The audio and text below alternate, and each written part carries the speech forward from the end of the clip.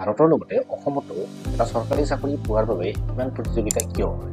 চৰকাৰী চাকৰিৰ বাবে আবেদন কৰা প্ৰত্যাশীসকলৰ মাজৰ পৰা আচলতে কিমান সংখ্যক আবেদনকাৰীয়ে চৰকাৰী চাকৰি লাভ কৰে আপুনি জানেনে? নমস্কাৰ, মই দেৱৰ্ষী গোটামে আপোনাক স্বাগতম জনাইছোঁ দ্য গ্লোবেল টক্স আছামিছৰ অন্য এটা নতুন তথ্য সমৃদ্ধ ভিডিঅ'ৰ মাজলৈ। ৰাষ্ট্ৰীয় পৰ্যায়ৰ চৰকাৰী চাকৰিসমূহত আবেদন কৰা প্ৰাৰ্থীসকলৰ সংখ্যা কিমান আপোনালোকে জানেনে? প্ৰথমতে সংখ্যাৰ হিচাপত আমি আপোনালোকক কিছু আভাস দিবলৈ চেষ্টা কৰিম।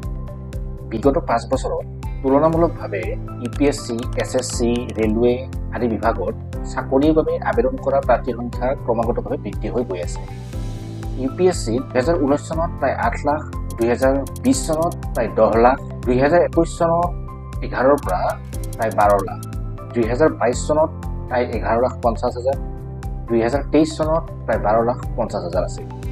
কিন্তু প্ৰতি বছৰে প্ৰায় 800 পৰা 1000 গৰাকী প্ৰাৰ্থীয়েহে চাকৰি লাভ কৰিবলৈ সক্ষম হ'ব।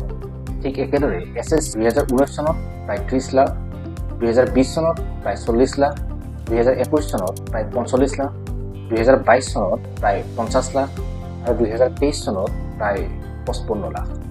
আবেদন কৰা প্ৰাৰ্থীসকলৰ ভিতৰত 15 পৰা 20,000 প্ৰাৰ্থীয়ে SSC CGLত আৰু প্ৰায় 20 পৰা 25,000 প্ৰাৰ্থীয়ে SSC CHSLত নিযুক্তি পাবলৈ সক্ষম হৈছে। ৰেল বিভাগৰ কথাটো ক'বই নালাগে। ৰেল বিভাগৰ RRB, NTPC আৰু গ্ৰুপ ডিৰ পদত আবেদন কৰা প্ৰাৰ্থীৰ সংখ্যা 2019 চনত প্ৰায় 2,40,00,000 লাখ, 2020 চনত প্ৰায় 2,60,00,000 লাখ, 2021 চনত প্ৰায় 2,70,00,000 লাখ, 2022 চনত প্ৰায় 2,80,00,000 লাখ আৰু 2023 চনত প্ৰায় 3 কোটি হৈছিলগৈ। ইমানবোৰ প্ৰাৰ্থীয়ে আবেদন কৰাৰ পৰিৱৰ্তে ৰেল বিভাগত কিন্তু চাকৰি লাভ কৰা প্ৰাৰ্থীৰ সংখ্যা হৈছে প্ৰায় 35,000ৰ পৰা 1 লাখ। সেয়া প্ৰতি বছৰৰ হিচাপ। চৰকাৰী চাকৰি লাভৰ বাবে দেশত অথবা ৰাজ্যখনত এক বৃহৎ যি প্ৰতিযোগিতা সৃষ্টি হৈছে, সেই প্ৰতিযোগিতাৰ কেইটামান মুখ্য কাৰণ আছে। সেই মুখ্য কাৰণসমূহৰ ভিতৰত এটা কাৰণ হৈছে জব ষ্টেবিলিটি, অৰ্থাৎ যিসমূহ চাকৰি কৰে মানুহে সেই চাকৰিসমূহৰ স্থায়িত্ব। যদি আমি অকণমান পিছলৈ ঘূৰি যাওঁ তেনেহ'লে দেখিবলৈ পাম যে গোটেই পৃথিৱীকে কৰোণা মহামাৰীয়ে গ্ৰাস কৰি পেলাইছিল। সমগ্ৰ পৃথিৱী স্তব্ধ হৈ পৰিছিল। বিভিন্ন ধৰণৰ ব্যক্তিগত প্ৰতিষ্ঠানসমূহ প্ৰায় বন্ধ হৈ যোৱাৰ উপক্ৰম হৈছিলে। বিভিন্ন ধৰণৰ ব্যক্তিগত প্ৰতিষ্ঠানসমূহে লোকচানৰ সন্মুখীন হৈছিলে। তেওঁলোকে নিজৰ কৰ্মচাৰীসকলক চাকৰিৰ পৰা উলিয়াই দিছিল অথবা যথেষ্ট কম পৰিমাণে দৰমহা প্ৰদান কৰিছিল। কিন্তু ব্যক্তিগত খণ্ডত চাকৰি কৰা সেই ব্যক্তিসকলৰ পৰিৱৰ্তে যিসকল লোকে চৰকাৰী প্ৰতিষ্ঠান অৰ্থাৎ চৰকাৰৰ অধীনত চাকৰি কৰি আছিল, তেনেধৰণৰ লোকসকলে কিন্তু কোনো আৰ্থিক অনাটনৰ সন্মুখীন হ'বলগীয়া হোৱা নাছিলে। তেওঁলোকে নিৰ্দিষ্ট সময়ত নিজৰ প্ৰাপ্য যি দৰমহা সেই দৰমহা লাভ কৰি আছিল। অৰ্থাৎ ব্যক্তিগত খণ্ডৰ কৰ্মচাৰীসকলে বিভিন্ন সমস্যাৰ সন্মুখীন হোৱাৰ পৰিৱৰ্তে চৰকাৰী কৰ্মচাৰীসকলে অতি সুকলমে আৰু সুন্দৰভাৱে নিজৰ লগতে নিজৰ পৰিয়ালকো পোহপাল দিবলৈ সক্ষম হৈছিলে দেখিবলৈ পাইছোঁ। দ্বিতীয় কাৰণটো হৈছে চৰকাৰী চাকৰিত থকা বিভিন্ন ধৰণৰ সুবিধাসমূহ।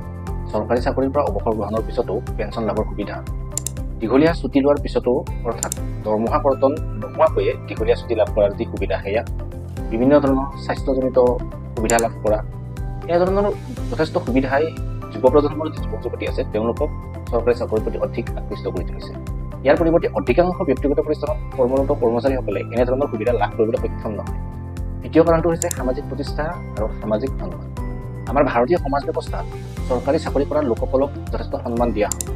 সমাজতো তেওঁলোকে এক উচ্চ আসন লাভ কৰিবলৈ সক্ষম হয়।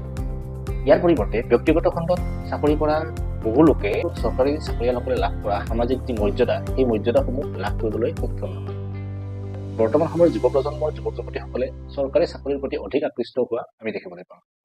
চতুৰ্থ কাৰণটো হৈছে পৰিয়ালৰ সংস্কাৰ আৰু দায়িত্ববোধ। যিসকল যুৱক যুৱতীয়ে সাধাৰণ চহৰ অথবা গাঁৱত বাস কৰে তেওঁলোকক সৰুৰে পৰাই এটা ধাৰণা মনত প্ৰতিষ্ঠা কৰা হয়, যি ধাৰণাৰ যোগেদি তেওঁলোকে বিশ্বাস কৰিবলৈ আৰম্ভ কৰে যে এটা চৰকাৰী চাকৰি অবিহনে তেওঁলোকৰ জীৱনটোত কোনো উন্নতি নহয়। গতিকে যিকোনো প্ৰকাৰে এটা চৰকাৰী চাকৰি লাভ কৰাটো তেওঁলোকৰ জীৱনৰ মূল লক্ষ্য অথবা উদ্দেশ্য হৈ পৰে। পঞ্চম কাৰণটো হৈছে সুযোগৰ অভাৱ। দেশৰ যিখন মেট্ৰ' চহৰ আছে সেই চহৰকেইখনত বিভিন্ন ধৰণৰ সুযোগ আৰু সুবিধা আছে, কিন্তু সাধাৰণ চহৰ অথবা গাঁও অঞ্চলত তেনেধৰণৰ সুযোগ আৰু সুবিধাৰ যথেষ্ট অভাৱ আছে।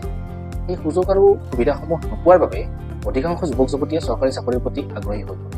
মেট্ৰ' চহৰসমূহত বিভিন্ন ডাঙৰ ডাঙৰ কোম্পানী অথবা ব্যক্তিগত প্ৰতিষ্ঠানত চাকৰি কৰাৰ বাবে যুৱক যুৱতীসকলে সুবিধা লাভ কৰে, যাৰ ফলত তেওঁলোকৰ অধিকাংশ যুৱক যুৱতীয়ে চৰকাৰী চাকৰিৰ প্ৰতি আকৃষ্ট নহয়। গ্ৰাম্যাঞ্চলৰ যুৱক যুৱতীসকলে ব্যক্তিগত প্ৰতিষ্ঠানত কৰ্মৰত হৈ থাকিলে যথেষ্ট কম দৰমহা লাভ কৰাৰ বাবে তেওঁলোকে অধিক দৰমহা লাভৰ একমাত্ৰ উপায় হিচাপে চৰকাৰী চাকৰি কৰাটোকেই নিৰ্বাচন কৰে, যাৰ ফলত চৰকাৰী চাকৰিৰ বাবে তেওঁলোকে যথেষ্ট কষ্ট কৰে আৰু চৰকাৰী চাকৰি লাভৰ ক্ষেত্ৰত এক প্ৰতিযোগিতাৰ সৃষ্টি হয়।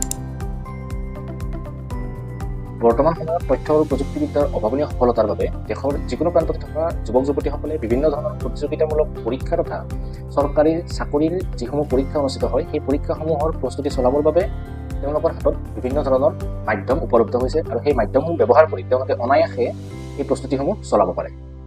যদি আপোনালোকে আমাৰ এই তথ্য সমৃদ্ধ ভিডিঅ'টো ভাল পাইছে তেনেহ'লে ভিডিঅ'টো লাইক, কমেণ্ট আৰু শ্বেয়াৰ কৰিবলৈ নাপাহৰিব। লগতে চেনেলটো ছাবস্ক্ৰাইব কৰি দিব। আকৌ এটা নতুন তথ্য সমৃদ্ধ ভিডিঅ'ৰ সৈতে আপোনালোকক লগ পোৱাৰ প্ৰতিশ্ৰুতিৰে ধন্যবাদ। জয় আই অসম।